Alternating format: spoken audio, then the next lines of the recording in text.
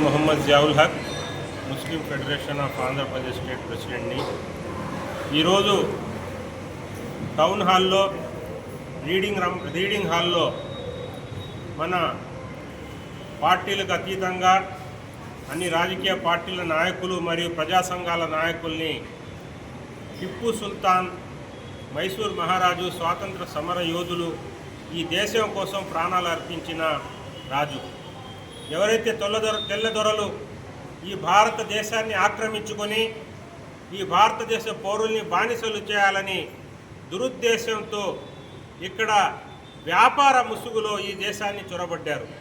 మరియు వాళ్ళ యొక్క కుట్రల్ని కనుగొని టిప్పు సుల్తాన్ గారు వారి మీద అనేక దాడులు చేశారు, యుద్ధాలు చేశారు కూడా. అయితే ఎన్నోసార్లు వాళ్ళు కుట్రలు పన్ని ఇతర రాజుల సహాయంతో కూడా టిప్పు సుల్తాన్ గారి మీద ఆక్రమణ చేసినా కూడా వారిని ఏం చేయలేకపోయారు. మరియు కొందరు దేశద్రోహులు నమ్మించి పక్క నుండి మోసం చేసి టిప్పు సుల్తాన్ గారి యొక్క కోటలో ఈ తెల్లదొరల్ని చొరబాడించి ఆయన యొక్క హతమార్చే దాకా వాడిని తీసుకువచ్చారు.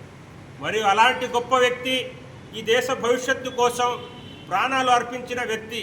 మరియు ఆ సమయంలో ఆయన పారిపోయే అవకాశం ఉన్నా, ఆయన యొక్క ప్రాణాలని వారిని బ్రతికించుకునే అవకాశం ఉన్నా కూడా టిప్పు సుల్తాన్ గారు ఒకే మాట చెప్పారు, 100 సంవత్సరాల తోడేలు బ్రతుకు కన్నా ఒక్కరు సీమ బతకాలని చెప్పేసి బ్రిటిష్ యొక్క పాలకుల మీద దాడి చేసి లాస్ట్కి దేశం కోసం ప్రాణం అర్పించారు.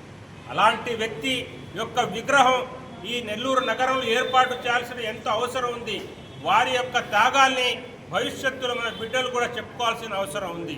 ఎలాంటి వ్యక్తి ఒక రాజు అయ్యుండి కూడా ఒక శత్రువుల మీద దాడి చేసేదానికి కొత్తగా ఈ దేశాన్ని ఒక రాకెట్ అందించిన యొక్క మహా వ్యక్తి టిప్పు సుల్తాన్ గారు.